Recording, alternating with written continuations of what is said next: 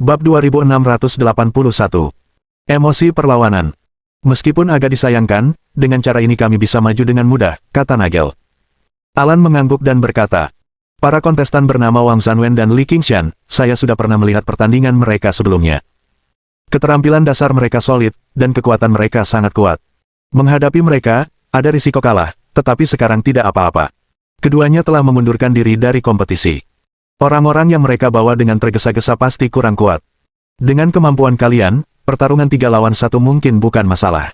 Nagel tertawa, saya pikir begitu, kesempatan bagus seperti ini tidak boleh dilewatkan. Semua orang ada di sini. Tepat saat tim Thailand sedang berbicara, Wang Zanwen berjalan mendekat. Kudengar kau mengundurkan diri dari kompetisi. Alan menegaskan lagi. Wang Qingshan mengangguk dan berkata sambil tersenyum. Saya datang kali ini untuk masalah ini. Saya harap di pertandingan berikutnya, Anda bisa memukul dengan keras dan tidak menunjukkan belas kasihan kepada mereka. Yakinlah, kami telah membuat rencana dan akan memanfaatkan kesempatan ini dengan baik. Tak lama kemudian, pertandingan pun dimulai. Pembawa acara, mengenakan jas dan sepatu kulit, berjalan menuju ring dan berbicara kepada penonton. Selamat datang semuanya di tempat kompetisi bela diri pertama. Kini, kita telah memasuki panggung internasional. Terima kasih atas dukungan kalian selama ini. Setelah berbicara, pembawa acara membungkuk sedikit kepada hadirin untuk mengungkapkan rasa terima kasihnya. Kemudian, serangkaian sambutan pembukaan klise dimulai, berlangsung selama 5 hingga 6 menit penuh. Nah, langsung saja ke intinya. Kompetisi resmi dimulai. Pembawa acara melirik kartu isyaratnya dan berkata, kontestan untuk pertandingan pertama adalah Lin Yi dari Tiongkok dan Abelin dari Thailand. Saat suara pembawa acara berakhir, tepuk tangan meriah dari para penonton. Namun di tengah tepuk tangan, ada banyak suara keraguan. Siapa Lin Yi ini? Aku tidak ingat pernah mendengar tentangnya saat menonton pertandingan sebelumnya. Lihatlah layar lebarnya, sepertinya dia ada di sini melalui pemungutan suara popularitas. Oh ayolah, bukankah dia terlalu tampan? Wajahnya saja cantik. Apa yang dilakukan acara ini, menyelipkan wajah cantik. Bagaimana kompetisinya bisa berlanjut? Saya tidak pernah menyangka program seperti ini akan mendatangkan bintang-bintang populer. Aku pernah menonton pertandingan Abelin sebelumnya, dia sangat kuat. Mengirimkan wajah cantik mungkin akan membuatnya terbunuh. Saya pikir ini bagus, ini menunjukkan kepada mereka bahwa tidak semua acara bisa mempekerjakan pria tampan. Namun masalahnya adalah, ini adalah pertarungan demi kehormatan Tiongkok. Jangan khawatir. Sekalipun memalukan, acaranya yang bertanggung jawab, bukan kita. Tonton saja pertandingannya dengan tenang, lalu online untuk mengejek mereka, beri mereka pelajaran. Baiklah, mari kita lakukan seperti yang kamu katakan. Di tengah tepuk tangan dan diskusi, Lin Yi dan Abelin naik ke panggung. Kondisi mereka sangat kontras. Lin Yi tampak tenang, dengan senyum di wajahnya, seolah-olah dia adalah penonton, bukan kontestan. Di sisi lain, Abelin bersemangat untuk segera memulai pertandingan. Keadaan yang berseberangan menyebabkan perlawanan besar di antara para penonton. Meskipun beberapa penonton wanita terpesona dengan penampilan Lin Yi. Pada akhirnya, itu adalah permainan kompetisi pria. 90% penonton adalah laki-laki, dan mereka sangat tidak puas dengan sikap Lin Yi. Apa-apaan, mengirim orang seperti dia ke atas panggung hanya akan membuang poin. Ini adalah kesepakatan curang acara itu, orang itu pasti punya koneksi. Sial, kalau aku tahu, aku nggak akan datang nonton. Sungguh memalukan bagi orang-orang di Tiongkok. Mendengarkan diskusi di sekitarnya, Wang Zanwen tertawa. Dia tidak perlu menghasut, masa sudah berapi-api. Ketika pertandingan berakhir, dan tim Tiongkok kalah telak, kru acara bahkan mungkin tidak dapat meninggalkan studio. Kakak senior, rencanamu bagus sekali, situasinya sudah sangat memburuk. Aku penasaran bagaimana acara ini akan menanganinya, kata Miao Chunge. Jangan terburu-buru, ini baru permulaan. Ketika seluruh tim kalah nanti, saat itulah klimaks sesungguhnya terjadi. Aku tidak bisa menunggu lebih lama lagi. Sementara beberapa orang berbicara dengan berbisik-bisik, reaksi penonton malah semakin intens. Jangan mempermalukan dirimu sendiri. Hati-hati jangan sampai terbunuh, tidak ada yang akan mengambil tubuhmu. Para penonton mencemooh dengan keras, tidak ingin Lin Yi tampil di panggung. Pembawa acara di atas panggung agak bingung. Ia telah menjadi pembawa acara banyak pertandingan tinju, tetapi belum pernah mengalami kejadian seperti itu. Semuanya, harap tenang. Kontestan kita terpilih melalui voting, dan kalian harus percaya pada kemampuannya. Dia pasti tidak akan mengecewakan kalian. Pembawa acara tidak mengetahui tingkat keterampilan Lin Yi, ia hanya tahu Lin Yi memiliki hubungan baik dengan direktur utama. Namun pada titik ini, dia hanya bisa berusaha sekuat tenaga untuk memperbaiki keadaan. Apa mereka pikir kita bodoh? Lihat wajahnya, jelas-jelas anak laki-laki tampan yang tidak tahu apa-apa. Lawannya terlatih Muay Thai. Memukulnya sama saja dengan membunuh ayam. Tindakanmu memalukan orang-orang di Tiongkok. Menghadapi kritikan penonton, sang pembawa acara tetap tenang. Jangan menilai dari penampilan, pertandingan akan segera dimulai, jadi nikmatilah dengan tenang. Dengan itu, pembawa acara memberi isyarat kepada staf panggung untuk memulai pertandingan, karena khawatir perlawanan penonton akan semakin kuat, sehingga mustahil untuk memfilmkan pertunjukan tersebut. Bam! Gong berbunyi. Pertandingan resmi dimulai. Pada titik ini, penonton tidak punya pilihan selain menonton pertandingan dan berharap yang terbaik dari kedua kontestan lainnya. Ekspresi Abelin berubah sedikit nakal, lalu dia mengacungkan jari tengah pada Lin Yi. Sebaiknya kau menyerah saja. Kalau kau terluka, itu bukan cuma beberapa memar. Ini hanya pertandingan, yang penting adalah partisipasi, kata Lin Yi sambil tersenyum. Lagi pula, ini belum dimulai. Kok kamu yakin aku bakal kalah? Kamu harusnya punya tempat sendiri. Mendengar pembicaraan mereka, para hadirin terdiam. Tanpa keterampilan yang jelas, dia mengejek lawannya. Apa yang dia pikirkan? Apa dia tidak takut dibunuh? Haha. Abelin tertawa terbahak-bahak, sepertinya kau masih punya harapan untuk dirimu sendiri. Kurasa aku harus menghancurkan impianmu. Dengan itu, Abelin menyerbu ke arah Lin Yi, bergerak sangat cepat. Namun di mata Lin Yi, itu bagaikan seekor siput yang merayap. Levelmu agak kurang, biar aku yang turunkan kamu dulu, dan panggil orang yang lebih kuat ke sini. Dengan itu, Lin Yi dengan santai mengayunkan pukulan ke arah Abelin. Bab 2682. Meyakinkan seluruh arena. Bang! Pukulan lurus mendarat tepat di wajah Abelin. Yang terakhir mengerang, tubuhnya tak terkendali miring ke belakang, lalu dia tergeletak tak bergerak di tanah. Suasana hening, tak terdengar sepatah kata pun. Beberapa detik kemudian, penonton baru menyadari bahwa situasinya tidak sederhana. Apa yang terjadi? Kenapa dia masih terbaring di sana? Para penonton saling berpandangan, semuanya linglung, tidak tahu apa yang telah terjadi. Wasit di panggung berjongkok di depan Abelin, terus menepuk wajahnya, memeriksa cukup lama. Pesertanya telah kau dan sekarang tidak sadarkan diri. Saya umumkan bahwa pemenang pertandingan ini adalah Lin Yi. Penonton pun gempar. Semua orang saling menatap dengan mata terbelalak, tidak seorang pun menduga pertandingan pertama akan berakhir seperti ini.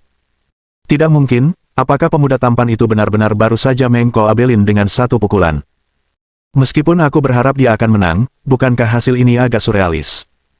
Saya juga agak ragu, dari penampilannya, dia tidak terlihat seperti seorang ahli sama sekali. Diskusi di antara hadirin tiada henti dan tidak dapat tenang dalam waktu lama.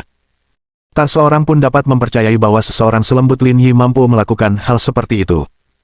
Duduk di sudut, Wang Zanwen dan yang lainnya juga bingung, tidak mengerti mengapa semuanya menjadi seperti ini. Kakak senior, mungkinkah pria itu benar-benar seorang ahli? Tanya Miao Chunge. Mungkin saja mereka mementaskan drama bersama. Itu terlalu palsu, kata Li Qingshan. Tidak mungkin. Wang Zanwen berkata. Mereka semua adalah kontestan dari daerah kumuh, yang ingin mengharumkan nama bangsa melalui kompetisi ini demi pembangunan masa depan yang lebih baik. Mereka tidak akan menghancurkan masa depan mereka sendiri. Aneh sekali, gumam Miao Chunge, apa yang terjadi di sini? Wang Zanwen mengerutkan kening dan berkata dengan suara rendah. Kurasa mereka meremehkan musuh dan membiarkan anak itu memanfaatkannya. Itu juga mungkin, kata Li Qingshan. Dia jelas punya dasar yang kuat untuk berpartisipasi dalam kompetisi ini, dia pasti tidak sepenuhnya tidak berpengalaman, dia mungkin beruntung. Semuanya, jangan khawatir, pertandingan berikutnya akan segera dimulai, dan dia akan mendapatkan balasannya nanti. Sementara itu, Lin Yi sudah turun dari panggung dan memasuki area istirahat. Pertandingan berikutnya akan berlangsung dalam 10 menit. Kau hebat sekali, mengalahkan lawanmu hanya dengan gerakan santai seperti itu. Zhou Jing menghela napas lega. Pantas saja Yan Yan begitu percaya padamu, aku terlalu memikirkannya. Yan Qi mengangkat kepalanya dengan bangga, dengan ekspresi, bagaimana mungkin orang Yan Qi ku tidak hebat. Lin Yi tersenyum dan berkata, saya tidak bisa menjamin banyak hal lain, tapi menghadapi pertandingan selevel ini bukan masalah. Dengan ucapanmu itu, aku lega. Memenangkan kejuaraan seharusnya bukan masalah. Tidak masalah besar, kata Lin Yi sambil tersenyum. Dengan cepat, waktu istirahat berakhir, dan Lin Yi berjalan keluar dari belakang panggung. Di sisi lain, kontestan kedua dari Thailand, Balao, juga siap. Namun kini, ekspresinya tak lagi sesantai tadi. Dengan wajah muram dia tetap diam. Saat pertandingan dimulai, jangan remehkan dia. Keluarkan kekuatan terkuatmu, lalu kau dia dengan satu pukulan, mengerti, kata pelatih Alan. Aku tahu, Aku tidak akan mengulangi kesalahan Abelin, dan tidak akan memberinya kesempatan. Karena kamu tahu apa yang harus dilakukan, aku tidak akan mengatakan apa-apa lagi. Dong! Bel berbunyi, dan wasit mengumumkan para kontestan untuk memasuki panggung. Lin Yi dan Balao melangkah ke atas ring. Berbeda dengan pertandingan pertama, penonton di bawah terdiam, keraguan sebelumnya telah sirna, dan semuanya terfokus pada Lin Yi. Jika ada kebetulan di pertandingan pertama, pertandingan kedua akan menyingkapkan levelnya yang sebenarnya. Begitu naik ke panggung, wajah Balao sangat muram, bagaikan binatang buas, menatap tajam ke arah Lin Yi. Kita di sini cuma buat pertandingan, apa perlu kayak gini? Kita nggak ada permusuhan, kata Lin Yi pasrah. Kamu menggunakan cara yang tercela untuk mengalahkan adik laki-lakiku, kamu adalah musuhku. Hah, maksudnya hina. Lin Yi menatap Balao tanpa berkata-kata. Bukankah ada menang dan kalah dalam sebuah pertandingan? Kenapa aku dituduh menggunakan cara-cara tercela hanya karena aku mengalahkannya? Beraninya kau mengalahkan adikku. Lelucon sekali. Balao menatap Lin Yi dengan arogan. Begitu pertandingan dimulai, aku akan mengalahkanmu dengan cara yang sama, jaga tulangmu. Lin Yi menghela nafas dan berkata kepada wasit. Mulailah dengan cepat, aku tidak ingin mendengar omelannya lagi. Wasit menyeka keringatnya dan mengangguk berulang kali. Di mana Direktur Zhou menemukan orang yang terampil ini, benar-benar berani karena keterampilannya yang tinggi. Sekarang saya umumkan, pertandingan kedua dimulai sekarang. Saat kata-kata itu diucapkan, para hadirin menahan napas, tidak berani bernapas berat karena takut kehilangan detail apapun. Balao tidak membuang kata-kata, memanfaatkan kesempatan itu, dan meninju dengan ganas ke arah Lin Yi. Lin Yi mengangkat sikunya untuk menangkis serangan itu, menangkisnya, dan kemudian melancarkan pukulan lurus ke wajah Balao. Tubuh Balao miring ke belakang, dan semua orang mengira dia akan segera menyesuaikan diri dan melakukan serangan balik. Tanpa diduga, dia langsung jatuh ke tanah. Sama seperti Abelin, tidak sadarkan diri. Ini sungguh tidak bisa dipercaya. Arena itu bergema dengan seruan. Menggunakan metode seperti itu untuk menjatuhkan Abelin mungkin ada unsur kebetulan, tetapi bahkan Balao yang dijatuhkan dengan cara yang sama agak menggelikan. Sekarang orang-orang percaya bahwa Lin Yi di atas panggung tidak mengandalkan keberuntungan untuk mengalahkan mereka, dia benar-benar memiliki kekuatan. Tim acara itu terlalu tersembunyi. Penonton di bawah bersorak penuh semangat, tetapi di area istirahat di belakang panggung, suasananya luar biasa hening. Tempat istirahatnya cukup luas, sekitar 70 hingga 80 meter persegi, dengan lebih dari 30 orang di dalamnya. Warna kulit mereka bervariasi, semuanya tinggal di area terpisah, menonton pertandingan di televisi. Kompetisi internasional ini diikuti oleh total 8 tim. 6 tim yang tersisa berada di tempat istirahat ini, dan mereka juga akan segera bertanding. Namun setelah menonton pertandingan Lin Yi, para kontestan di ruangan itu terdiam. Tidak seorang pun menduga kekuatannya akan begitu hebat. Hanya 2 pukulan sederhana mengalahkan 2 kontestan Thailand. Ini adalah sesuatu yang tidak mereka duga sebelum kompetisi. Orang Tiongkok ini tampaknya cukup tangguh. Pembicaranya adalah seorang pria asal AS, berusia sekitar 40 atau 50 tahun, dengan rambut beruban dan ekspresi agak serius. Namanya Jenasen, pelatih tim AS. Mungkin, tidak mengherankan kami akan bertemu dengannya di final, kata asisten pelatih Flick. Bab 2683. Misi pengejaran. Jenasen mengangguk dan berkata dengan tenang. Alasan penampilannya tidak seperti petinju adalah karena kekuatan pribadinya menonjol, kontestan lain tidak selevel dengannya, seperti Luisi. Secara naluriah, Flick melirik pria di dalam yang tengah memainkan konsol permainan genggam. Pria itu mengenakan tank top, dengan otot-otot yang terbentuk di lengan bawahnya, tampaknya tidak menyadari percakapan mereka dan tidak menonton pertandingan di TV. Namanya Luisi, kontestan unggulan untuk tim M Country. Karena dialah kedua pelatih itu yakin kejuaraan itu pasti menjadi milik mereka. Tentu saja, lagi pula, dia telah menguasai serangkaian keterampilan bertarung lain, melampaui orang biasa. Di antara orang-orang ini, tak ada yang bisa menandinginya, kata Jenasen percaya diri. Flick mengangguk, menyetujui sudut pandang tersebut. Hei, kenapa kalian semua menatapku? Merasakan tatapan mereka, Luisi mendongak dan bertanya. Lihatlah TV, Tiongkok memiliki kontestan yang sangat kuat yang memenangkan 2 pertandingan dengan Ko. Itu cukup mengesankan. Luisi menguap, sedikit tidak tertarik. Keduanya tersenyum tak berdaya, pada titik ini, kamu seharusnya lebih serius. Aku sangat serius, kata Luisi sambil tersenyum. Tapi pertandingan seperti itu, seperti yang kau tahu, tidak akan menimbulkan tantangan. Aku di sini hanya untuk mendapatkan hadiah uang, tidak ada seorang pun di sini yang sepadan dengan keseriusanku. Benar, tapi kurasa kau harus memperhatikannya. Kurasa kau akan bertemu dengannya di final. Tidak masalah jika aku melakukannya, aku juga bisa mengalahkannya dengan kau. Ah, sungguh aku tidak bisa berbuat apa-apa padamu, kata Jenasen. Kalian berdua berhenti mengobrol sekarang, pertandingan ketiga akan segera dimulai. Saat Flick selesai berbicara, Jenasen dan Lu Yixi menoleh ke TV. Kontestan lainnya melakukan hal yang sama. Kekuatan Lin Yi telah menarik perhatian mereka. Jika mereka bertemu dengan kontestan seperti itu di babak berikutnya, itu akan berbahaya bagi mereka. Jadi mereka semua ingin belajar lebih banyak tentangnya. Tidak mungkin. Kau lagi. Melihat Lin Yi menggunakan jurus yang sama untuk mengalahkan lawan ketiga, kontestan dari negara lain berseru keheranan. Beberapa bahkan tidak mempercayai mata mereka. Orang ini cukup menarik, kata Lu Yixi sambil tersenyum. Dia seharusnya dipilih langsung oleh tim program, tampaknya Tiongkok juga telah mempersiapkan diri dengan baik untuk kompetisi ini. Seharusnya begitu, kata Jenasen. Di pertandingan-pertandingan sebelumnya, dia tidak pernah muncul atau bahkan menunjukkan wajahnya. Kurasa itu untuk menjaga kekuatan dan mencegah orang lain menganalisis taktiknya, sehingga mendapatkan keuntungan dalam kompetisi. Pokoknya, aku tidak peduli, aku akan melawan siapapun yang menghadangku. Itu tidak akan memengaruhi hasilnya, kata Lu Yixi tanpa peduli. Jadi aku tidak khawatir sama sekali, tapi kalau dia bisa bertahan lebih dari 5 ronde denganmu, dia memang jagoan. Lu Yixi dengan angkuh menggoyangkan jarinya. Jika dia bisa bertahan 3 ronde, dia cukup mengesankan. Sementara itu, Lin Yi telah menyelesaikan pertandingan ketiganya. 3 pukulan berhasil menjatuhkan 3 kontestan, dan penonton pun mulai gempar.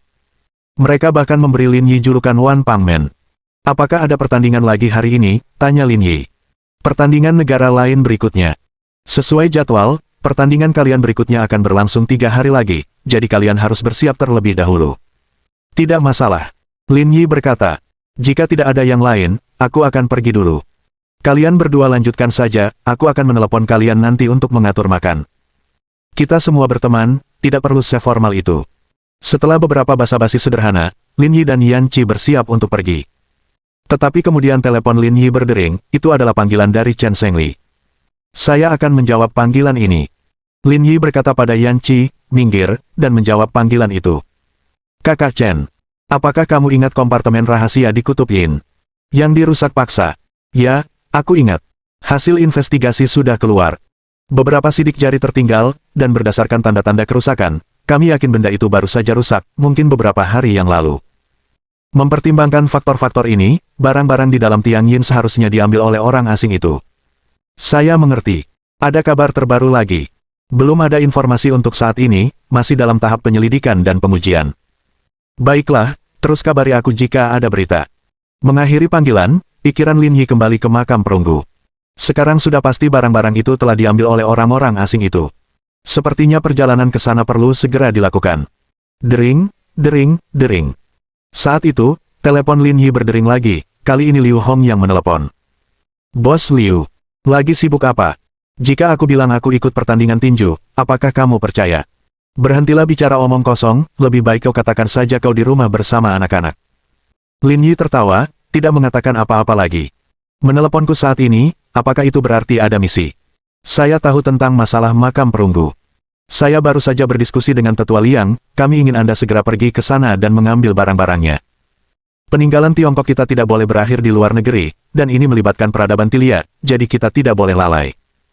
Lin Yi mengangguk, masalah ini sesuai dengan harapannya. Setelah beberapa detik hening, Lin Yi berbicara. Bagaimana keadaan di pulau itu, apakah aku perlu pergi ke sana? Kamu tidak perlu khawatir tentang pulau itu, aku sudah mengaturnya. Perlakukan saja sesuai aturan, jangan buat pengecualian untukku, kata Lin Yi serius. Aku mengerti maksudmu, tapi bagaimanapun juga, anak ini belum genap setahun, habiskan lebih banyak waktu bersama keluarga jika memungkinkan. Nantinya, pasti akan ada saat-saat di mana kita tak bisa hidup tanpamu. Baiklah, aku tidak akan bicara lagi. Meskipun ke M Country, tetaplah berhati-hati dan tetap aman. Setelah menutup telepon, Lin Yi memainkan teleponnya dan berjalan mendekati Zhou Jing. Direktur Zhou, kapan final dijadwalkan sesuai dengan pengaturan kelompok program? Meskipun perjalanan ke negara M mendesak, tugas sistem bahkan lebih kritis, masalah ini harus diselesaikan. Dalam setengah bulan, kata Zhou Jing. Karena setelah pertandingan, para kontestan butuh waktu istirahat, jadwalnya tidak boleh terlalu padat. Lin Yi mengangguk, pengaturannya tampak masuk akal tanpa masalah apapun. Melihat ekspresi Lin Yi yang sedikit tidak wajar, Zhou Jing bertanya. Apakah ada sesuatu yang sedang kamu pikirkan? Lin Yi mengangguk, aku mungkin tidak bisa menghadiri pertandingan mendatang. Bab 2684. Kalian bisa datang ke aku bersama. Zhou Jing tercengang. Jika Lin Yi tidak berpartisipasi dalam pertandingan berikutnya, tim Tiongkok secara efektif akan kalah. Jangan khawatir dulu. Sebelum aku pergi, aku pasti akan membuat pengaturan yang jelas. Kejuaraan ini harus menjadi milik kita. Kedua wanita itu bertukar pandang, tidak tahu apa yang dipikirkan Lin Yi. Jika dia pergi, bagaimana dia bisa merebut kejuaraan? Apakah semua peserta dari kelompok lain ada di sini? Tanya Lin Yi. Zhou Jing mengangguk, mereka semua ada di sini. Maka akan jauh lebih mudah untuk menanganinya, kata Lin Yi. Saya ingin bertemu mereka. Bisakah Anda membantu mengaturnya? Itu bukan masalah, tapi apa yang ingin kamu lakukan? Tanya Zhou Jing penasaran. Tidak banyak, hanya ingin mengobrol dengan mereka, kata Lin Yi sambil tersenyum. Bawa saja aku ke mereka. Baiklah, ikuti aku. Dipimpin oleh Zhou Jing, rombongan tiba di ruang tunggu kolektif. Melihat Zhou Jing membawa orang-orang masuk, semua peserta dan pelatih memusatkan perhatian mereka pada mereka. Namun yang paling mereka pedulikan adalah Lin Yi. Dalam 3 pertandingan sebelumnya, ia selalu mengalahkan lawannya hanya dengan 1 gerakan saja setiap kalinya. Kekuatan seperti itu membuat semua orang waspada. Mereka yakin bahwa bertemu dengannya akan membuat persaingan menjadi sangat sulit. Tanpa diduga, mereka sekarang bertemu dengannya. Di antara orang-orang itu, hanya ekspresi Lu Yixi yang tetap normal, tidak berubah, bahkan ada sedikit senyum di wajahnya. Meskipun orang lain takut pada Lin Yi, Lu Yixi tidak menganggapnya serius. Ia telah menguasai gaya bertarung khusus itu, yang membuatnya mustahil bagi orang biasa manapun untuk melawannya. Jika dia mau, dia bisa mengalahkan mereka dengan berbagai cara. Tanpa ketegangan apapun. Direktur Zhou, apakah Anda punya sesuatu untuk kami? Tanya Jenasen. Bukan saya, tapi peserta kita yang ingin menyampaikan beberapa patah kata kepada kalian semua, jadi saya membawanya. Mendengar ini, fokus semua orang kembali tertuju pada Lin Yi, diam-diam menunggu dia berbicara. Semuanya, jangan gugup. Apa yang ingin kukatakan bukanlah masalah besar.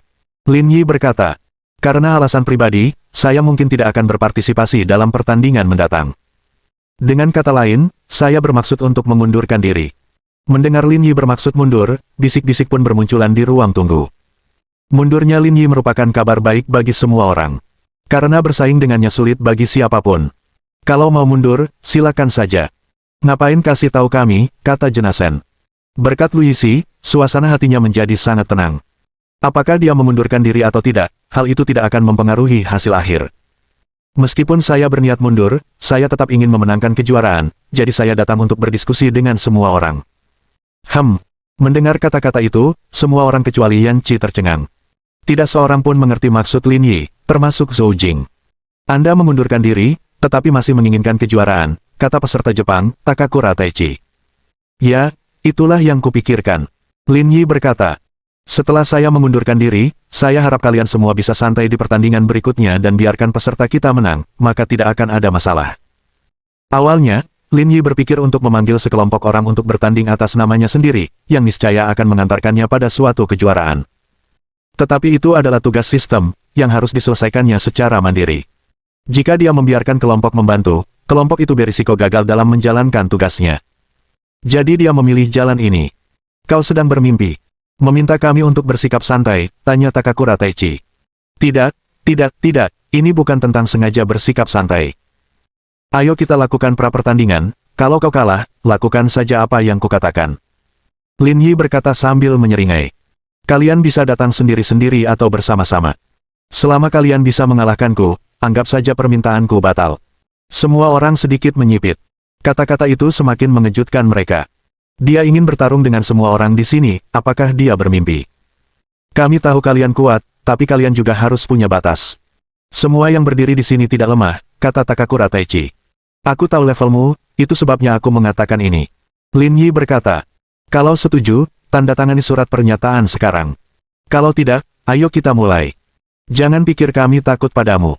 Ketiga peserta Jepang murka dan menyerang Lin Yi bersama-sama, dipimpin oleh Takakura Taichi. Orang-orang dari 5 tim lainnya tetap duduk. Pertama, mereka ingin menguji kekuatan Lin Yi, untuk melihat seberapa mampunya dia. Selain itu, mereka menganggap ketiga peserta Jepang cukup kuat. Lawan satu mungkin bukan tandingan Lin Yi, tetapi lawan 3 sekaligus mungkin akan sulit baginya.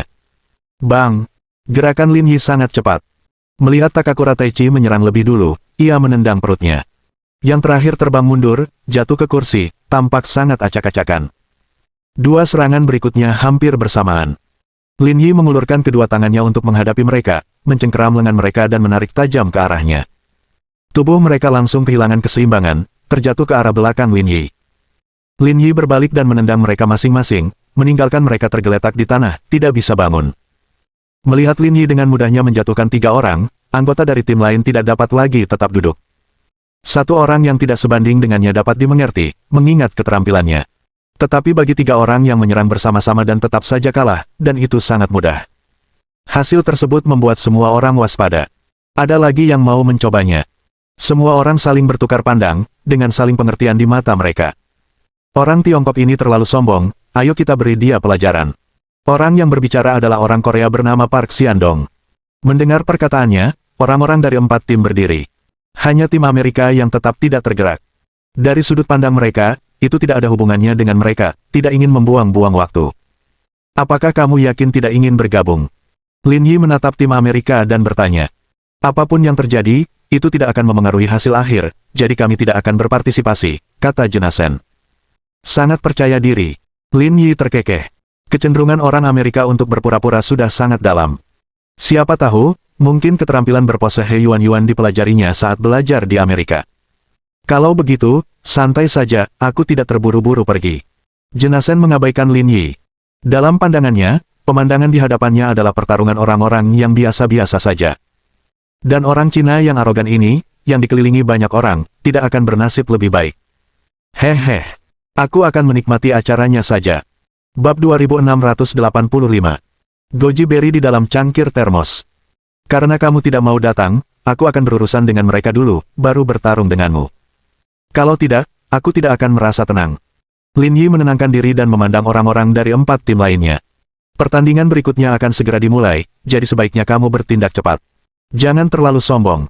12 orang dari 4 tim bergegas menuju Lin Yi dari arah yang berbeda dan menggunakan metode serangan yang berbeda. Dalam situasi ini, Lin Yi mengambil inisiatif, menargetkan orang pertama yang bergegas, dan memulai serangan balik. Lawannya adalah kontestan dari Eagle Country, dengan tubuh sedang dan otot yang berkembang baik, jelas memperlihatkan kekuatannya.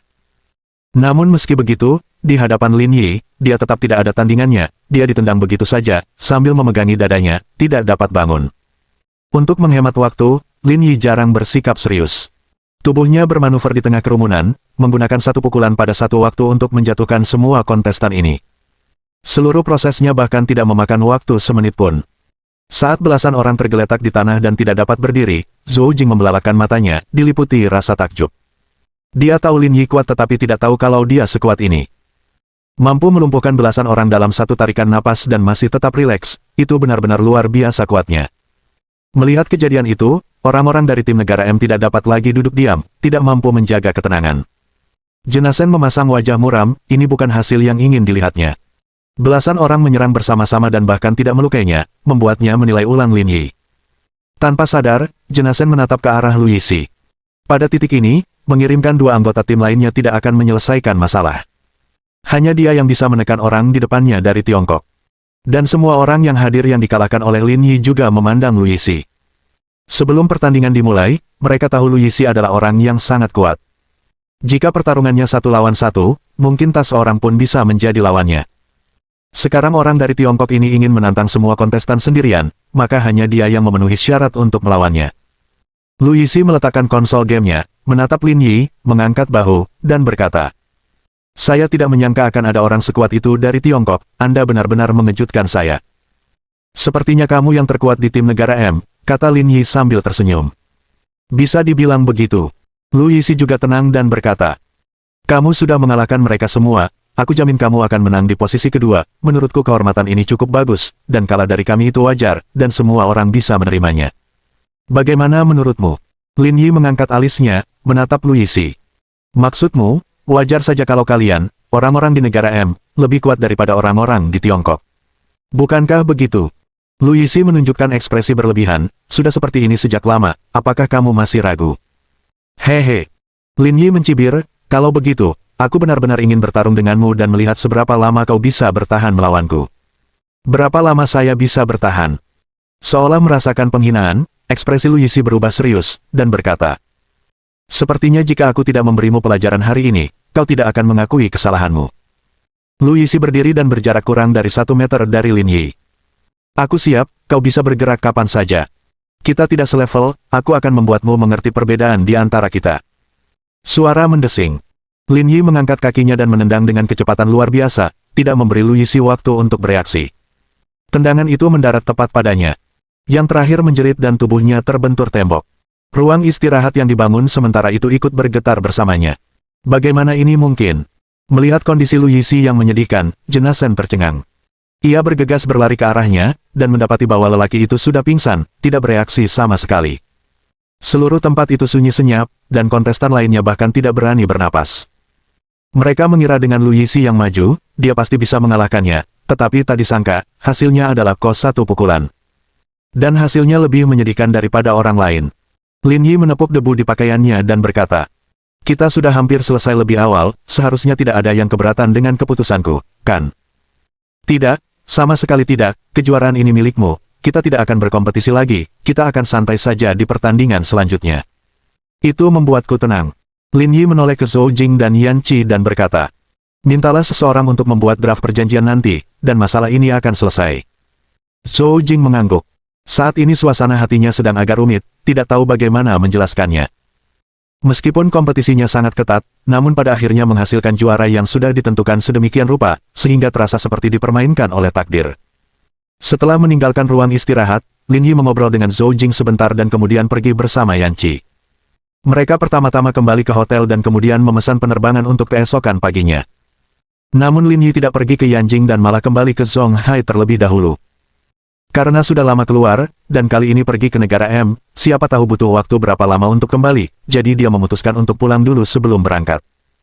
Sore itu, saat Lin Yi melangkah masuk ke rumahnya, dia melihat Ji Qingyan mendorong kereta dorong bayi, berjalan keluar. "Oh, kamu kembali." Melihat Lin Yi, Ji Qingyan dengan gembira meletakkan kereta dorongnya dan berlari ke arah Lin Yi dalam 2 langkah cepat, memeluknya erat. "Kenapa kamu tidak bilang dari dulu kalau kamu mau pulang? Bagaimana kalau aku tidak di rumah? Jika kamu tidak di rumah, aku akan mencarimu, itu bukan masalah besar." Lin Yi menggendong Ji Qingyan di pinggulnya, menggendongnya, meskipun ia merasa kasihan pada bayi yang usianya belum menginjak 9 bulan itu, yang harus menyaksikan kasih sayang seperti itu. Ji Qingyan bergantung pada Lin Yi beberapa saat sebelum akhirnya melepaskannya dengan berat hati. "Ayo masuk dan istirahat sebentar. Kamu nggak ajak bayi jalan-jalan." "Aku nggak capek, aku ikut aja." Ji Qingyan tidak mempermasalahkan hal-hal kecil ini dan berjalan-jalan dengan Lin Yi sambil mendorong kereta dorong. Keduanya tidak pergi jauh, hanya berjalan-jalan di taman dekat rumah mereka. Ji Qingyan memberitahu Lin Yi tentang beberapa kejadian baru-baru ini di Zonghai. Secara keseluruhan, tidak ada masalah besar, hanya sedikit tekanan pada bisnis kedua perusahaan tersebut, tetapi tidak terlalu memengaruhi mereka dan mereka terus bertumbuh. Lin Yi tahu betul bahwa karena mesin litografi itulah keluarga Wang tidak berani menyerangnya, kalau tidak, bisnis Ling Yun Group tidak akan damai. Setelah selesai berjalan-jalan, Lin Yi pulang dan mendapati meja besar penuh hidangan telah disiapkan untuknya sebagai ucapan selamat datang. Seperti kata pepatah, perpisahan membuat hati semakin sayang, dan Lin Yi serta Ji Qingyan terjaga hingga dini hari malam itu. Lin Yi mendapati bahwa setelah melahirkan bayi itu, tidak hanya kemampuan bertarung Liang Ruoxu yang meningkat, tetapi juga kemampuan bertarung Ji Qingyan. Lin Yi mendecakkan bibirnya, sambil berpikir ia harus memasukkan buah goji ke dalam termosnya di masa mendatang. Bab 2686. Kebetulan. Mereka berdua ribut sampai sore hari, dan kalau saja tangisan anak itu tidak terjadi, mungkin mereka sudah tidur sampai siang. Setelah sarapan, Lin Yi tidak melakukan apa-apa dan hanya menghabiskan waktu bersama Ji Qingyan dan anak itu. Ayo, biarkan putrimu menunjukkan keterampilan baru yang telah dipelajarinya." Ji Qingyan menggendong anak itu, menarik Lin Yi agar duduk di atas alas bermain, lalu membaringkan anak itu di atasnya. "Nuo, ayo tunjukkan pada ayahmu bagaimana cara berguling," Ji Qingyan menyemangati dari samping. Lin Yi juga memperhatikan anak itu dengan saksama, matanya dipenuhi antisipasi. Tetapi tampaknya Lin Nuo sedang tidak berminat untuk bekerja sama. Dia berbaring di lantai tanpa bergerak, matanya berkedip saat dia penasaran menatap Lin Yi. Nuo, bergulinglah agar ayahmu bisa melihatnya." Ji Qingyan agak cemas, biasanya dia bisa mengatasinya dengan baik. Kenapa dia malah lengah di saat kritis? Tetapi anak itu tetap tidak bergerak, menatap Lin Yi dengan penuh rasa ingin tahu dan meneteskan air liur kemana-mana. Ji Qingyan tidak berdaya dan memutuskan untuk mencoba strategi yang berbeda, jadi dia mengambil mainan panda di sebelahnya dan berkata kepada Lin Yi. Dia belum begitu familiar dengan kemampuan ini, mari kita minta dia menunjukkan sesuatu yang lain. Sambil berbicara, Ji Qingyan melemparkan mainan panda sejauh 1 meter. Nuo, ambil mainannya. Lin Nuo melirik Ji Qingyan, lalu kembali menatap Lin Yi, menatapnya dengan penuh rasa sayang. Ji Qingyan, ada apa dengan anak ini? Dia berlatih dengan sangat baik di rumah, dan hari ini dia bertingkah seperti tidak tahu apa-apa, benar-benar tidak tahu apa-apa. Lin Yi tertawa terbahak-bahak. Kesadaran anak belum sepenuhnya berkembang, ia pernah melakukan hal serupa sebelumnya, tetapi itu tidak berarti ia bisa memahami kata-kata Anda. Ia mengandalkan reaksi naluriah, dan sekarang setelah saya menarik perhatiannya, wajar saja ia tidak merespons. Ji Qingyan menghela napas, dia benar-benar tidak mau bekerja sama. Menghadapi sikap Ji Qingyan, Lin Yi hanya bisa tersenyum tak berdaya. Dulu, dia selalu mengira Liang Ruoxu akan menjadi ibu yang tegas dan Ji Qingyan akan sangat lembut. Sekarang tampaknya semuanya malah sebaliknya. Ji Qingyan mencurahkan seluruh tenaga dan perhatiannya pada anak itu. Sebaliknya, Liang Ruoxu, selama dia bisa keluar dan bersenang-senang, tidak terlalu peduli pada anak itu, menyerahkannya pada siapa saja yang bersedia mengasuhnya. Setelah menghibur anak itu sebentar, Ji Qingyan menyerahkan anak itu kepada pengasuhnya. Aku akan berganti pakaian, dan kita akan jalan-jalan sebentar lagi. Oke, silahkan. Ji Qingyan menuju ke atas, bersiap menikmati waktu bersama Lin Yi. Lin Yi keluar ke halaman, memeriksa waktu, dan sekarang sudah lewat pukul 10 pagi, yang jika diterjemahkan ke dalam bahasa M, waktu negara itu baru lewat pukul 10 malam, belum terlalu larut. Dengan mengingat hal ini, Lin Yi menelepon Yu Xiying. Akhir-akhir ini, dia berada di negara M, mengawasi situasi William di sana. Karena William akan pergi sendiri, dia perlu mendapatkan gambaran situasinya terlebih dahulu. Aku akan berangkat ke negara M besok. Bagaimana kabarmu? Sudahkah kau mengungkap latar belakang William? Di bawah namanya, ada rumah lelang, lembaga penelitian biologi bernama Mosley, dan selain itu, ada perusahaan keamanan yang menyediakan layanan keamanan global. Perusahaan jasa keamanan global, gumam Lin Yi. Dilihat dari sifat William, perusahaan keamanan ini seharusnya hanya kedok, kan? Menurut penyelidikan saya, perusahaan ini terbagi menjadi 2 bagian internal, satu bagian bertanggung jawab atas pekerjaan perampokan makam Istera, dan bagian lainnya menghasilkan uang dari perang, jadi metodenya menghasilkan uang cukup beragam. Lin Yi mengangguk setuju dengan sudut pandang Yu Xiying. Ada sesuatu yang terjadi dengan perusahaan keamanan ini akhir-akhir ini. Saya sudah mendengar tentang masalah rumah tangga dari Luoqi, tapi tidak menemukan hal yang aneh, mereka menyembunyikannya dengan sangat baik. Setelah berpikir beberapa detik, Lin Yi berkata, ada apa dengan lembaga penelitian biologi itu? Mereka terutama mempelajari penyakit yang berkaitan dengan jantung dan otak. Lembaga ini didirikan 8 tahun lalu, tetapi kurang diminati di kalangan medis dan belum menghasilkan banyak hasil yang luar biasa selama bertahun-tahun. Setelah beberapa detik hening, Lin Yi bertanya, apakah kamu menemukan perilaku aneh dari William akhir-akhir ini? Dia tidak banyak bicara, hanya bola-balik antara kantor dan rumah. Oh, ngomong-ngomong, dia pernah mengunjungi Las Vegas sekali selama ini, kata Yu Xiying. Orang ini tampaknya cukup berpengalaman dan sangat berhati-hati. Sudah lama sekali, dan bahkan kamu belum menemukan apapun, yang berarti dia punya beberapa keterampilan. Lin Yi merenung sejenak sebelum melanjutkan. Di mana semua operasinya berada? Rumah lelangnya ada di Los Angeles, perusahaan riset dan keamanan biologi ada di Rochester, Minnesota. Baiklah, aku mengerti, kata Lin Yi. Kita cukupkan itu saja untuk hari ini. Kita akan bicara lebih detail saat aku sampai di sana besok. Setelah mengobrol sebentar, Lin Yi menutup telepon. Saat menoleh ke belakang, dia melihat Ji Qingyan belum keluar, jadi Lin Yi menelepon Li Chuhan. Karena sudah lama pergi, sekarang dia kembali, dia pasti perlu menjenguknya. Selain itu, sebagai seseorang di dalam lingkaran itu, dia mungkin mengetahui sesuatu tentang lab bernama Mosley. Dengan pemikiran ini, Lin Yi menghubungi nomor Li Chuhan. Butuh beberapa saat sebelum panggilan itu dijawab. Lin Yi menyadari bahwa Li Chuhan tampaknya tidak berada di rumah sakit, karena ada suara angin kencang yang terdengar melalui gagang telepon. Kamu di mana? Tanya Lin Yi. Di bandara, jawab Li Chuhan. Bukankah aku sudah bilang sebelumnya kalau aku akan pergi ke klinik Mayo untuk tur dan studi? Baiklah, aku berangkat hari ini, pertama transit di Yanjing, lalu terbang ke Rochester. Pergi begitu saja. Ya, kata Li Chuhan, apakah kamu sudah kembali ke Shanghai? Ya, tapi itu tidak mengganggu apapun, kata Lin Yi, aku juga akan pergi ke negara M besok, jadi kita bisa bertemu saat itu. Kau akan datang ke negara M. Nada bicara Li Chuhan dipenuhi dengan keterkejutan. Tapi kalau itu untukku, kamu nggak perlu datang. Aku akan kembali sekitar sebulan lagi. Sebagian karena aku merindukanmu, tapi juga karena alasanku sendiri. Lin Yi tertawa dan berkata. Jika saya ingat dengan benar, Mayo Clinic ada di Rochester, Minnesota, kan? Kalau begitu tunggu kabarku di sana, aku akan ke sana besok. Aku akan menunggumu. 3 kata sederhana itu keluar dari mulut Li Chuhan dan penuh kehangatan. Setelah menyelesaikan pembicaraan bisnis, Lin Yi menutup telepon, menganggapnya sebagai suatu kebetulan. Operasi William berada di Rochester, Minnesota, yang juga merupakan tempat tujuannya. Dan Li Chuhan juga pergi ke sana, yang membuat segalanya menjadi lebih nyaman. Namun sebelum itu, dia perlu membereskan pengaturan tempat tinggalnya di sana. Lin Yi mengeluarkan ponselnya, memeriksa penerbangan Li Chuhan, lalu menghubungi Yu Xiying lagi. Apakah kamu di Rochester? Sewalah apartemen di dekat Mayo Clinic, biayanya tidak masalah, tetapi lingkungannya harus nyaman. Selain itu, belilah mobil sport berperforma tinggi, dan selesaikan dalam 12 jam. Bab 2687. Pujian terbuka, kritik rahasia. Di ujung telepon yang lain, Yu Xiying tertawa, "Bos, Anda bukan orang yang suka memanjakan diri seperti ini. Saya tidak tinggal sendirian di sini, ada orang lain juga."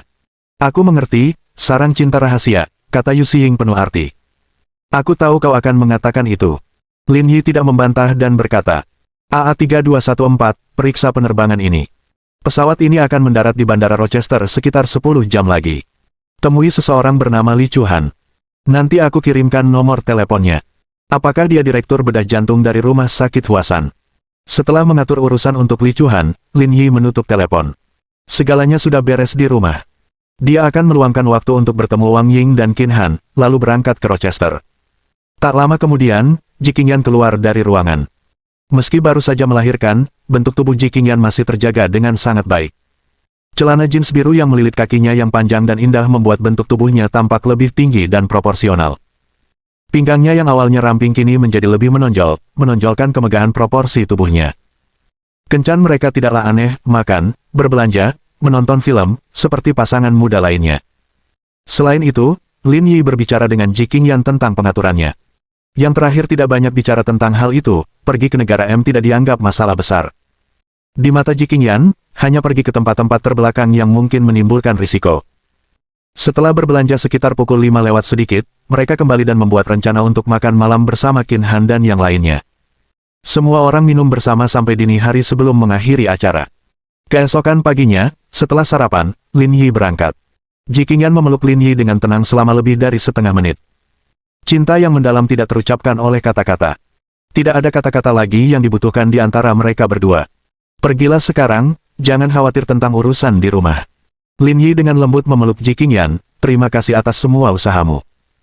"Sama sekali tidak merepotkan, ini menyakitkan sekaligus membahagiakan," jawab Ji Qingyan sambil tersenyum. Lin Yi mencium keningnya, lalu mencium pipi anaknya sebelum akhirnya berbalik untuk pergi. Setelah meninggalkan rumah, Lin Yi tidak langsung menuju bandara tetapi malah menelepon Wang Ying. Dia mengajaknya keluar, duduk di kafe sebentar, mengobrol tentang kejadian terkini, lalu berangkat ke bandara. Pukul 16.48 waktu negara M. Penerbangan dari Yanjing perlahan mendarat di Rochester. Cuaca di Rochester masih agak dingin. Yu Xiying berdiri mengenakan celana jeans biru dan jaket hitam di samping Bugatti Veyron, menunggu Li Chuhan keluar. Setengah jam setelah pesawat mendarat, orang-orang mulai keluar satu demi satu. Li Chuhan dan kelompoknya berjalan menuju pintu keluar terminal di belakang kerumunan. Termasuk ketua tim, totalnya ada 9 orang. Daftar tersebut memperjelas bahwa mereka adalah kaum elit muda dan setengah baya di industri medis Huaxia. Jika tidak, mereka tidak akan memiliki kualifikasi untuk berpartisipasi dalam acara semacam itu.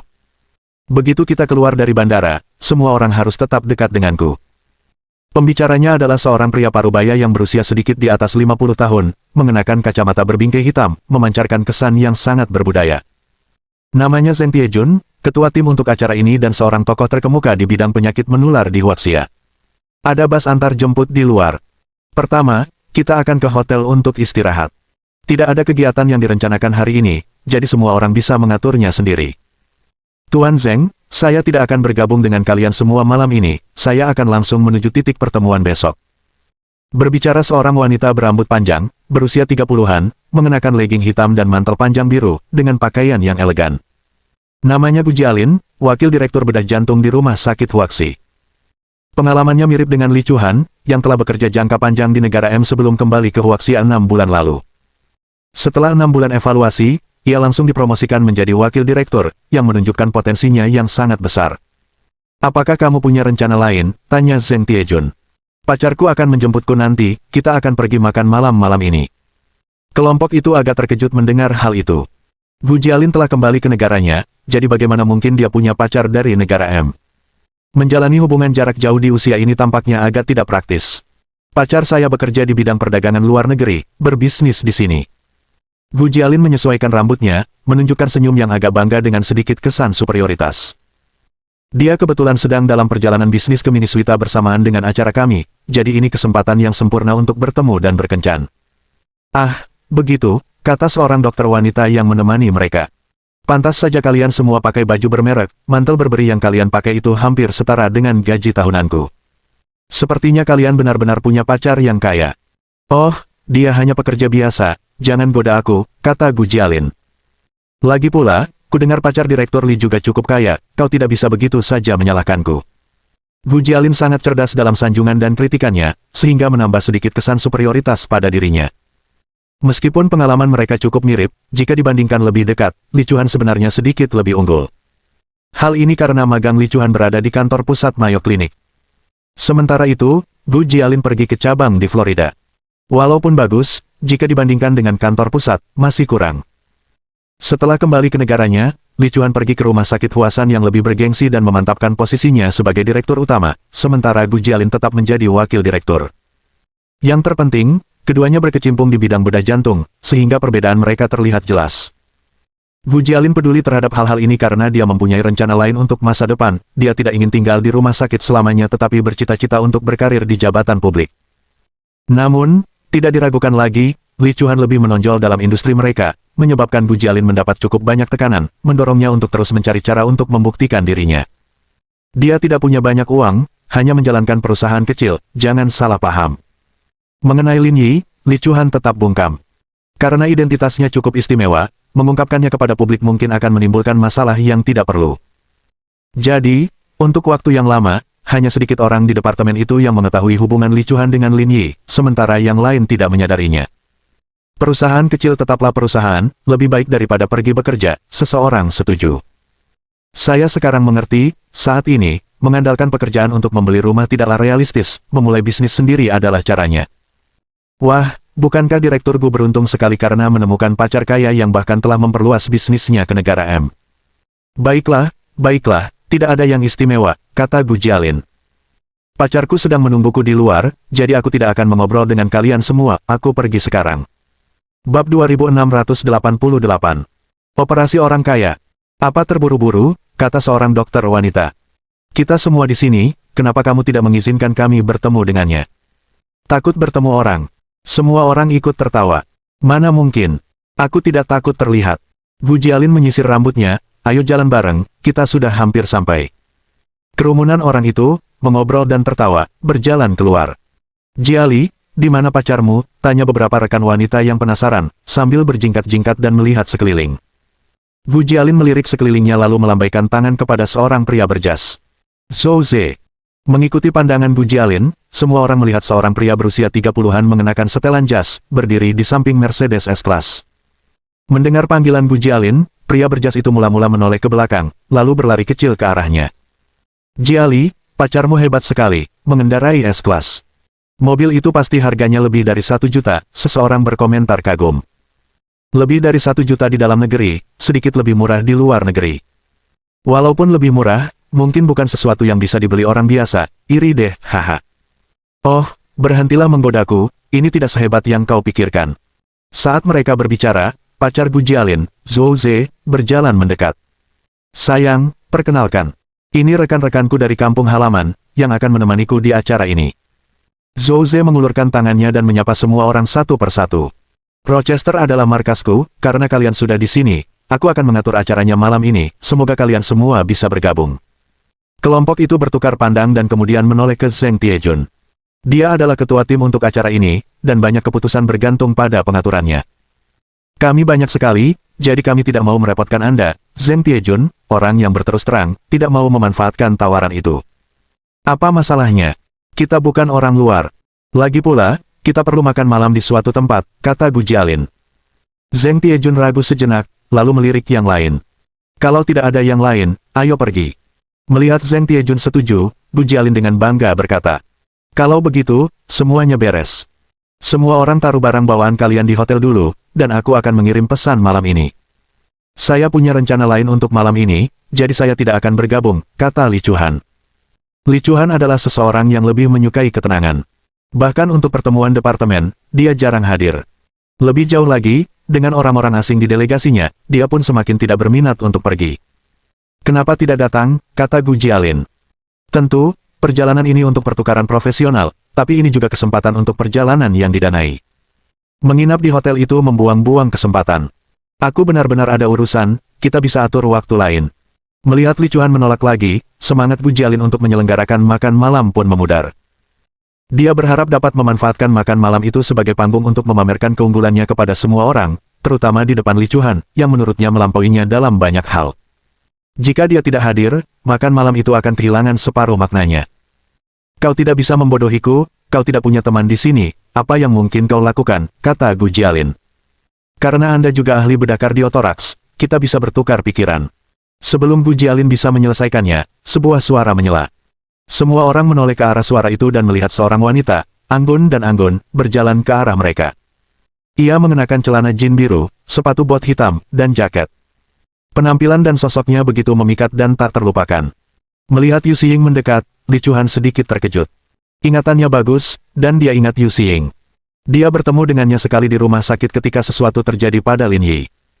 Tampaknya menjadi salah satu bawahan Lin Yi. "Kamu adalah milik Lin Yi. Anggap saja aku salah satu stafnya," kata Yu Xiying sambil tersenyum. "Aku kenal kamu, namamu Yu Xiying, kan?" Yu Xiying mengangguk sambil tersenyum, "Kakak Lin memintaku menjemputmu, dia sudah mengatur tempat untukmu menginap. Kami sudah memesan hotel, tidak perlu merepotkanmu. Lin bro khawatir kamu nggak nyaman di hotel, jadi dia udah atur villa. Aku udah bayar, nggak bisa minta pengembalian uang sekarang." Yu Xiying berkata sambil tersenyum, "Kak, ini memang sengaja diatur oleh kakak Lin. Kalau kamu tidak ikut, nanti dia akan memarahiku." "Menyewa villa." Mendengar kata-kata Yu Xiying, semua orang terdiam. "Bukankah itu agak berlebihan? Sungguh sia-sia, kalau bisa dikembalikan, silakan," desak Li Chuan. "Kakak Lin juga akan segera tiba, tetap bersama tidak akan sia-sia. Dia seharusnya tiba besok, kan?" Yu Xiying melihat arlojinya dan berkata, "Dia bepergian dengan jet pribadi, jauh lebih cepat, mungkin tiba larut malam ini." Jet pribadi. Sekali lagi, semua orang terkejut. Pilihan transportasinya ada pada level jet pribadi. Dari segi aura, itu jauh melampaui pacar Gu Jialin. Yu Xiying mengambil barang bawaan Li Chuan dan berkata. Li Chuan berbalik dan mengucapkan selamat tinggal pada Zheng Tiejun. "Tuan Zheng, saya pergi dulu, sampai jumpa di rumah sakit besok." Kemudian, Li Chuan mengucapkan selamat tinggal kepada semua orang dan mengikuti Yu Xiying. Yu Xiying menekan kunci mobil, dan lampu Bugatti berkedip. Pemandangan mobil super itu kembali mengejutkan semua orang. Mereka semua penasaran tentang pacar Li Chuan. Seberapa kayakah seseorang agar mampu menikmati kemegahan seperti itu? Ekspresi wajah Gu Jialin tidak menyenangkan, dia bahkan kehilangan nafsu makannya. Tatapan mata Zheng Tiejun berubah, seolah dia telah menyatukan sesuatu. Ada rumor tentang Li Chuan yang dekat dengan Lin Yi, wakil sekretaris jenderal Asosiasi Medis Huaxia. Melihat penampilan hari ini, itu pasti dia. Keduanya masuk ke mobil, dan Yu Xiying mengantar Li Chuan ke villa yang telah disewa sebelumnya. Sepanjang perjalanan, mereka makan sedikit dan mengobrol tentang banyak topik pribadi. Sebagai anggota Brigade Garda Pusat, pertolongan pertama medis dasar adalah sesuatu yang harus dipahami. Keduanya membahas topik ini secara mendalam dan luas, memberikan banyak manfaat bagi Yu Xiying. Rute yang ditempuh Li Chuan ke Rochester melibatkan pemindahan penerbangan dari Zhonghai ke Yanjing, lalu terbang dari Yanjing ke Chigo, dan akhirnya tiba di Rochester. Tidak termasuk waktu penerbangan yang dibutuhkan, persinggahan tersebut memakan waktu yang cukup lama, yang jumlahnya mencapai hampir 30 jam secara keseluruhan. Meskipun Lin Yi berangkat sehari lebih lambat darinya, dia sekarang sudah berada di pesawat. Sekitar pukul 11 malam, pesawat Lin Yi perlahan mendarat di bandara. Li Chuan dan Yu Xiying datang menjemputnya.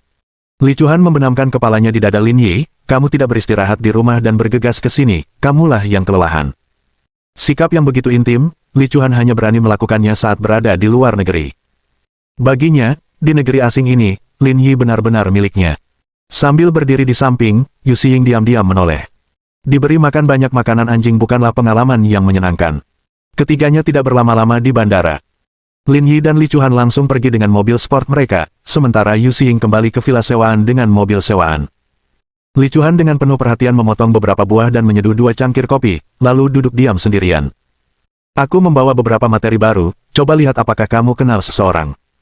Bahan-bahan yang dibawa Lin Yi adalah selusin foto. Orang-orang dalam foto itu semuanya perampok makam dari makam perunggu. Ketika Lin Yi berada di pesawat, Departemen Teknologi menyelesaikan restorasi gambar dan mengirimkannya ke ponselnya. Yu Xing dengan hati-hati membolak-balik foto-foto itu, dan akhirnya berhenti pada seorang pria berambut pendek, mengamatinya cukup lama. Kurasa aku pernah melihat orang ini.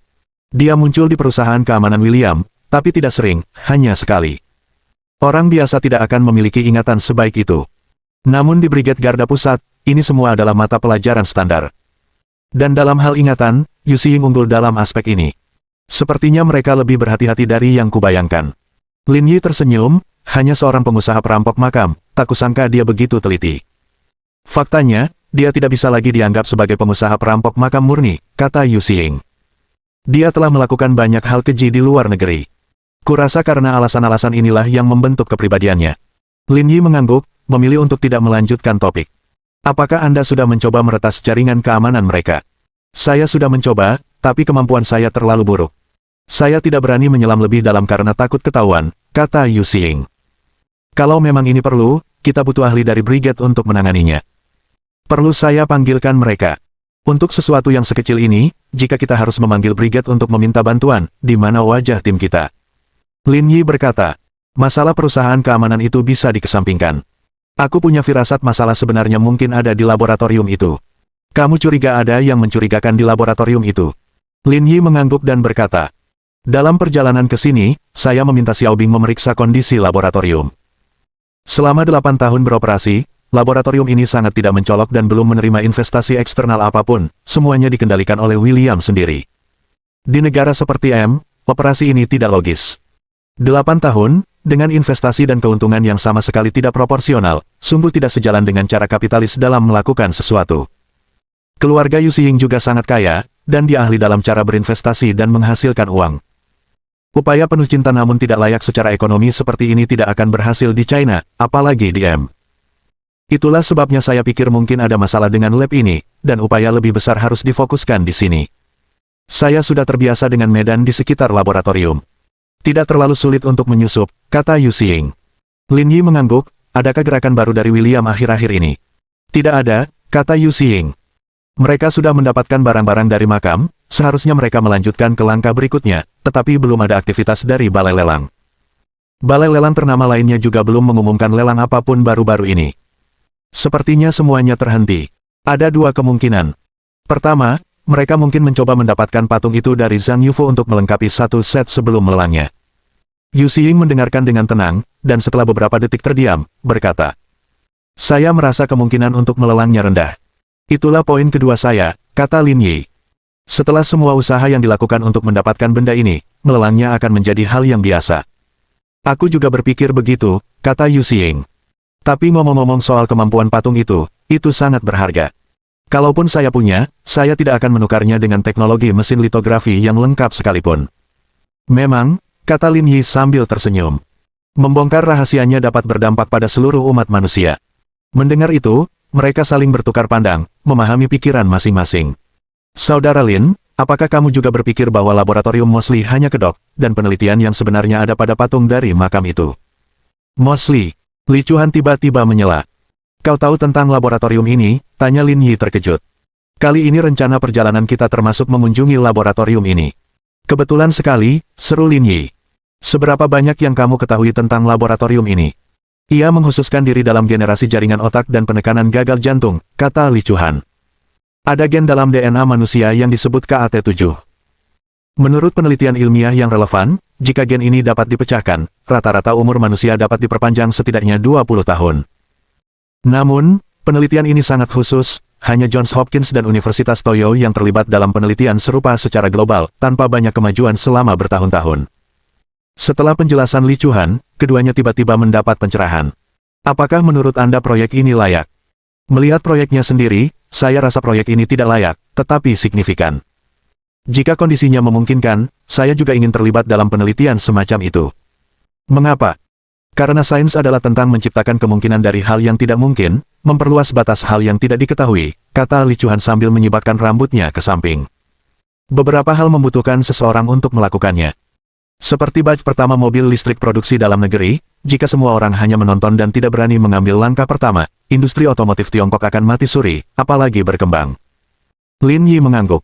Kata-kata Li Chuan datang dari sudut pandang seorang peneliti murni. Namun di China, memulai proyek penelitian seperti itu sangatlah sulit. Karena itu mungkin berarti menghabiskan seumur hidup dan mengonsumsi sumber daya yang besar hanya untuk tidak menemukan apapun pada akhirnya. Bagi seorang ilmuwan murni, ini belum tentu merupakan hal yang baik. Mayo Medical Center adalah rumah sakit dengan peringkat teratas di dunia. Dalam hal penelitian dan reputasi global, laboratorium Mosley tidak ada tandingannya. Mengapa mereka meminta Anda berkunjung? Mereka tampaknya sedang merekrut, itulah sebabnya mereka mengatur kunjungan seperti itu, kata Li Chuan. Sebelum saya datang, mentor saya menelepon dan menanyakan apakah saya tertarik bekerja di sini, menyebutkan sebuah laboratorium dengan gaji yang sangat tinggi. Saya rasa dia sedang membicarakan Mosley. Bab 2690. Rencana Lin Yi. Mungkin dia mengenal saya dengan baik dan ingin merekomendasikan saya, tapi saya menolaknya. Tindakan seperti itu tampak normal, kata Yu Xiying. Mungkin ada hubungan di antara mereka, wajar saja jika kami menawarkan bantuan sekarang. Tapi Mosley tidak normal, kata Lin Yi.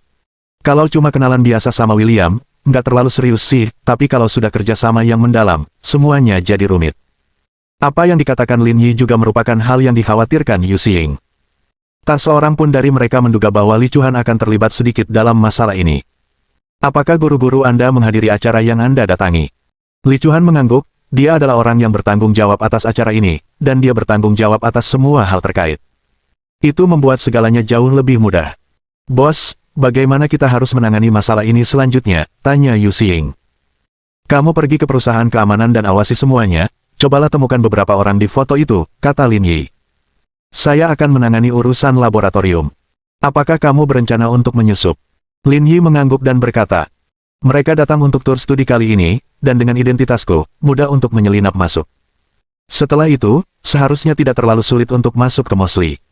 Hari mulai larut, setelah mendiskusikan bisnis dengan Yu Xiying, mereka kembali ke kamar untuk beristirahat. Apakah kamu datang ke sini untuk menyelidiki laboratorium Mosley? Tanya Li Chuan di kamar tidur. Tidak sepenuhnya, kata Lin Yi. Pemilik laboratorium ini bernama William Delison. Dia pedagang barang antik yang baru-baru ini menyelundupkan artefak dari Tiongkok. Kami di sini untuk mengambilnya. Jantung Li Chuan berdebar kencang, kulitnya tampak merinding. Lin Yi merangkul bahu Li Chuan, dia hanya penjahat tua, tidak terlalu berbahaya. Tapi, kau mungkin perlu berkoordinasi dengan gurumu. Apakah ini tentang menyetujui usulan guruku? Lin Yi mengangguk, aku akan pergi bersamamu, mari kita periksa situasinya bersama. Li Chuan mengangguk, dan setelah diyakinkan Lin Yi, dia merasa jauh lebih baik. Kemudian dia menyandarkan kepalanya ke bahu Lin Yi, menikmati momen damai yang langka. Malam yang damai berlalu, dan ketiganya bangun pagi untuk memulai tugas mereka. Yu Xiying pergi ke perusahaan keamanan untuk menyelidiki situasi, sementara Lin Yi dan Li Chuan pergi ke pusat medis Mayo untuk bertemu dengan yang lain.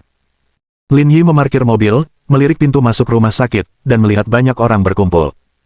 Ada orang-orang dari berbagai negara, menggambarkan besarnya skala acara ini.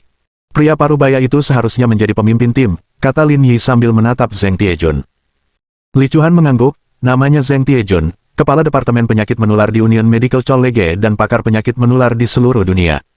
Dia mungkin mengenal Anda. Kamu bergabung saja dengan tim, saya akan mengobrol dengannya dan melihat apakah saya bisa bergabung. Dengan tugas yang diberikan, Lin Yi dan Li Chuan berpisah. Direktur Zheng, halo, saya Lin Yi, saya dulu Direktur Bedah Kardiotoraks di Rumah Sakit Huasan.